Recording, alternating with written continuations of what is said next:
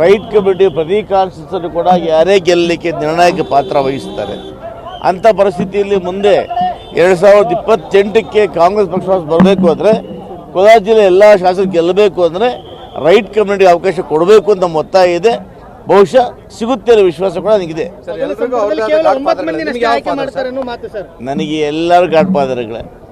Siddaramanna god father, DK Shivakumar god father, Mallikarjuna Kharge god father, ನಮ್ಮೆಲ್ಲ ಶಾಸಕ ಮಿತ್ರರು ಕೂಡ ಗಾಡ್ ಫಾದರ್ಗಳೇ. ಮೊದಲು ಈಗ 9 ಮಂದಿನ ಮಾತ್ರ ನೇಮಕ ಮಾಡ್ಕೋತಾರ ಮಾತು ಸರ್ ಚರ್ಚೆ ಆಗ್ತಾ ಇರೋದು. ಅದು ಹೈಕಮಾಂಡ್ ಬಿಟ್ಟ ವಿಚಾರ.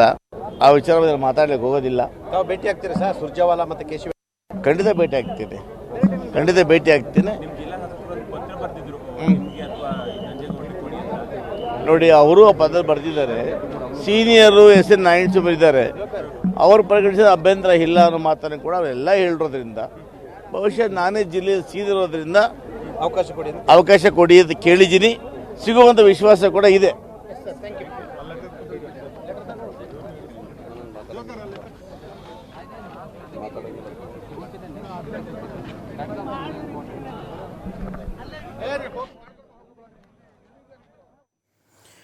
ಒಂದು ಕಡೆ CM ಯಾರು ಅನ್ನೋ ಒಂದು ಪ್ರಶ್ನೆಗಂತೂ ಬಹುತೇಕ ಅಲ್ಲಿ ಎಲ್ರಿಗೂ ಉತ್ತರ ಗೊತ್ತಿದೆ ಅಂತ ಕಾಣಿಸ್ತಾ ಇದೆ. ಯಾರಿಗೂ ಉತ್ತರ ಇಂಥವ್ರು ಗೊತ್ತಿಲ್ಲಪ್ಪ ಅನ್ನೋ ಥರ ಇಲ್ಲ. ಆಲ್ರೆಡಿ ಅನೌನ್ಸ್ ಮಾಡಿ ಆಗಿದೆ. ಆ ಕಾರಣಕ್ಕೋಸ್ಕರವಾಗಿ ಒಂದು ಸಾಲಿನ ನಿರ್ಣಯ, ಸಿಂಗಲ್ ಲೈನ್ ರೆಸಲ್ಯೂಷನ್ ಅನ್ನೋ ಒಂದು ಮಾತು ಪ್ರಿಯಾಂಕ್ ಖರ್ಗೆ ಅವರ ಬಾಯಿಂದ ಬಂತು. ಸಿಂಗಲ್ ಲೈನ್ ರೆಸಲ್ಯೂಷನ್ ಇರುತ್ತೆ, ಅದನ್ನು ನಾವು ಪಾಸ್ ಮಾಡ್ತೀವಿ, ಅದನ್ನು ಕಳಿಸ್ಕೊಡ್ತೀವಿ ಹೈಕಮಾಂಡ್ಗೆ. ಹೈಕಮಾಂಡ್ ಎಲ್ಲ ಹೇಳುತ್ತಪ್ಪ, ಉಳಿದ ವಿಚಾರಗಳು ನಮಗಿಲ್ಲೇನೂ ಗೊತ್ತಿರಲ್ಲ.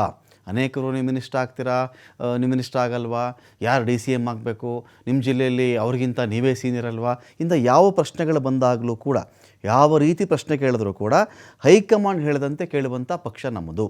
ಹೈಕಮಾಂಡ್ ಏನು ಡಿಸಿಷನ್ ತೆಗೆದುಕೊಳ್ಳುತ್ತೋ ಅದಕ್ಕೆ ನಾವು ಬದ್ಧರಾಗಿರ್ತೀವಿ ಅಂತಲೇ ಅನೇಕ ಶಾಸಕರು ಇಲ್ಲಿ ಉತ್ತರವನ್ನು ಕೊಟ್ಟಿದ್ದಾರೆ. ಯಾರಾದರೂ ಮಂತ್ರಿಗಿರಿ ಕಳ್ಕೊಳ್ತೀವಿ ಅಂದರೆ ನಿಮ್ಮನ್ನು ಮಂತ್ರಿ ಮಾಡ್ತಾರಾ ಅಂತ ಕೇಳಿದಾಗ ಮಂತ್ರಿಗಿರಿ ಕಳ್ಕೊಳ್ಳೋದಾಗಲಿ ಮಂತ್ರಿ ಮಾಡೋದಾಗಲಿ ಎಲ್ಲವೂ ಕೂಡ ಹೈಕಮಾಂಡ್ನ ಕೈಯಲ್ಲೇ ಇರ್ತಕ್ಕಂಥ ವಿಚಾರ ಅಂತ ಕೂಡ ಅನೇಕ ಶಾಸಕರಲ್ಲಿ ಮಾತಾಡಿದ್ದಾರೆ. ನಯನಾ ಮೋಟಮ್ಮ ಮಾತಾಡ್ತಾ ಹೇಳ್ತಾ ಇದ್ದರು, ನಾನು ಮೊದಲ ಬಾರಿಗೆ ಈ ಥರ ಶಾಸಕಿಯಾಗಿ ನಾನು ಆಯ್ಕೆ ಆಗಿದ್ದೀನಿ.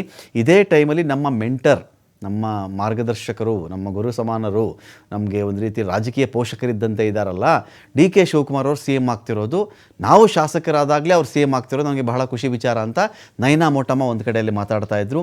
ಪ್ರಿಯಾಂಕರ್ಗೆ ಒಂದು ಸಾಲಿನ ನಿರ್ಣಯವನ್ನು ನಾವು ಇವತ್ತು ಪಾಸ್ ಮಾಡ್ತಾ ಇದ್ದೀವಿ ಅಷ್ಟೇ. ಇದು ಹರಿಪ್ರಸಾದ್ ಅವರು ಅಷ್ಟೇ, DK ಶಿವಕುಮಾರ್ ಅವರು CM ಅಂತ ಹೇಳಿದ್ದಾರೆ, ಅದನ್ನು ನಾವು ಪಾಸ್ ಮಾಡ್ತೀವಿ, ಅದಕ್ಕೋಸ್ಕರ ನಾವು ಇಲ್ಲಿ ಸೇರ್ತಾ ಇದ್ದೀವಿ. ಉಳಿದ ಯಾವುದೇ ವಿಚಾರ ಇದ್ದರೂ ಕೂಡ ಆಮೇಲೆ ಚರ್ಚೆಗೆ ಬರ್ತಕ್ಕಂಥ ವಿಚಾರ ಅಂಥೇಳಿ ಅವರು ಕೂಡ ಹೇಳಿ ಹೊರಟಿದ್ದಾರೆ. DK ಶಿವಕುಮಾರ್ ಏನು ಮಾತಾಡಿಲ್ಲ. ಅವರು ಇವತ್ತು ಬರ್ತಾನೆ ಕೈ ಮುಗಿತಾ ಬಂದರು. ಅಂದರೆ ಎಲ್ರಿಗಿಂತ ಮುಂಚೆನೇ ಆಗಮಿಸಿದ್ರು DK ಶಿವಕುಮಾರ್ ಅವರು. 4 ಗಂಟೆಗೆ ಇದೆ ಅಂತ ಹೇಳಿದಾಗ KPCC ಅಧ್ಯಕ್ಷರು ಹೌದಲ್ವ, ಅವರು KPCC ಅಧ್ಯಕ್ಷರೂ ಹೌದು, ನಿಯೋಜಿತ ಮುಖ್ಯಮಂತ್ರಿ DK ಶಿವಕುಮಾರ್ ಅವರು, ನಿಯೋಜಿತ ಮುಖ್ಯಮಂತ್ರಿ ಈಗ ಅವರು ಒಂದು ಲೆಕ್ಕಕ್ಕೆ. ಇನ್ನೇನಲ್ಲಿ ಈಗ ರಾಜಭವನಕ್ಕೆ ಅವರು ಪರ್ಮಿಷನ್ ಆಲ್ರೆಡಿ ಕೇಳ್ಕೊಂಡ್ಬಿಟ್ಟಿದ್ದಾರೆ. ಒಂದು ಇಂಡೈರೆಕ್ಟಾಗಿ ಕೇಳಲಾಗಿದೆ, ಅಲ್ಲಿ ಅವರು ಅವೈಲೇಬಲ್ ಕೇಳ್ಕೊಳ್ತಾ ಇದ್ದಾರೆ ಅವರು. ಇದೀಗ ಒಂದು ಕಡೆ ಈಗ ಇನ್ನು ಕೆಲವು ನಿಮಿಷಗಳಲ್ಲಿ ಈ ನಿರ್ಣಯ ಅಂಗೀಕಾರವಾಗುತ್ತೆ. Okay. Sir, today are you going to announce, sir? See, after CLP we can expect a press. Sir, there will be a press conference after the CLP. Sir, namaste, sir.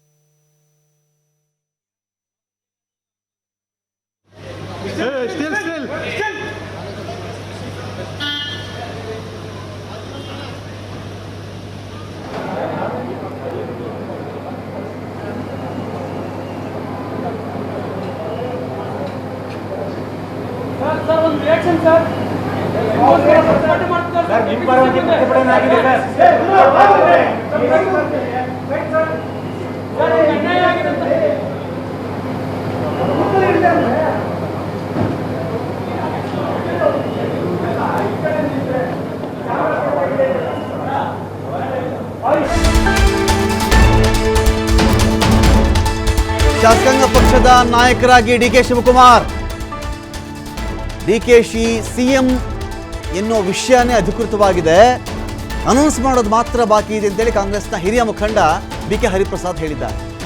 ಎಲ್ಲ ಗೊತ್ತಿರೋ ವಿಚಾರ, ಅನೌನ್ಸ್ ಮಾಡೋದು ಮಾತ್ರ ಬಾಕಿ ಇದೆ ರೀ, ಎಲ್ಲವೂ ಆಗಿಬಿಟ್ಟಿದೆ, ಎಲ್ಲವೂ ಅಧಿಕೃತನೇ, ಅದು ಘೋಷಣೆ ಅನೌನ್ಸ್ ಮಾಡೋದು ಮಾತ್ರ ಬಾಕಿ ಇದೆ ಅಂಥೇಳಿ BK ಹರಿಪ್ರಸಾದ್ ಇಲ್ಲಿ ಘೋಷಣೆ ಮಾಡಿದ್ದಾರೆ.